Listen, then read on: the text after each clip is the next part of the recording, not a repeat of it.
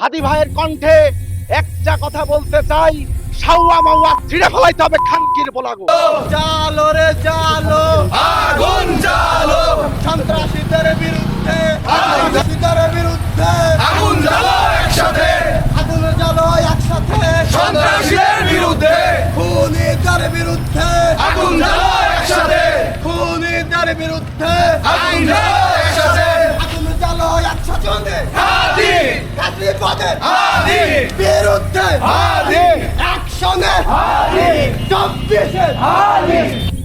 আজ ঢাকা ৮ আসনের স্বতন্ত্র সংসদ সদস্য পদপ্রার্থী ওসমান হাদি ভাইয়ের উপরে নেক্কারজনক এবং কাপুরুষোচিত গুলিবর্ষণ করা হয়েছে, তাকে হামলা করা হয়েছে।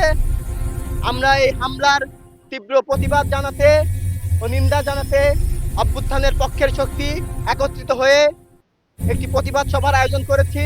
আমরা জানি না কে কখন কোথা থেকে এই হত্যার পরিকল্পনা করেছে।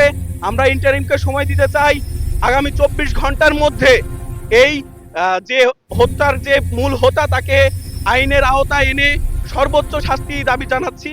আজকে যদি সে ব্যক্তির পক্ষে লড়তো তাহলে তাকে গুলি খেতে হতো না। আজকে সে লড়েছে ইন্ডিয়ার বিরুদ্ধে, যার কারণে আজকে সে গুলিবিদ্ধ হয়েছে।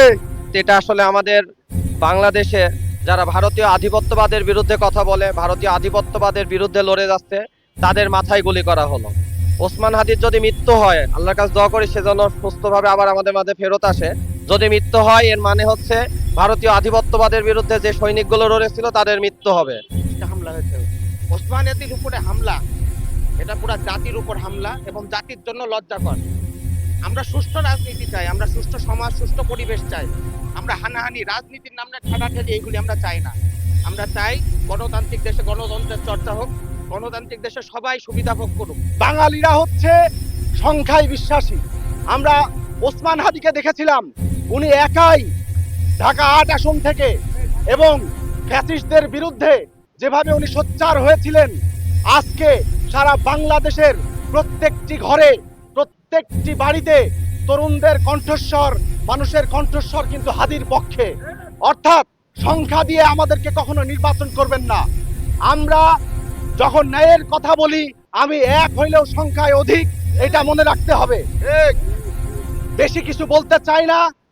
হাদি ভাইয়ের কণ্ঠে একটা কথা বলতে চাই, শাওয়া মাওয়া ছিঁড়ে ফেলাইতে হবে খানকির বলাগো। ইনকিলাব জিন্দাবাদ।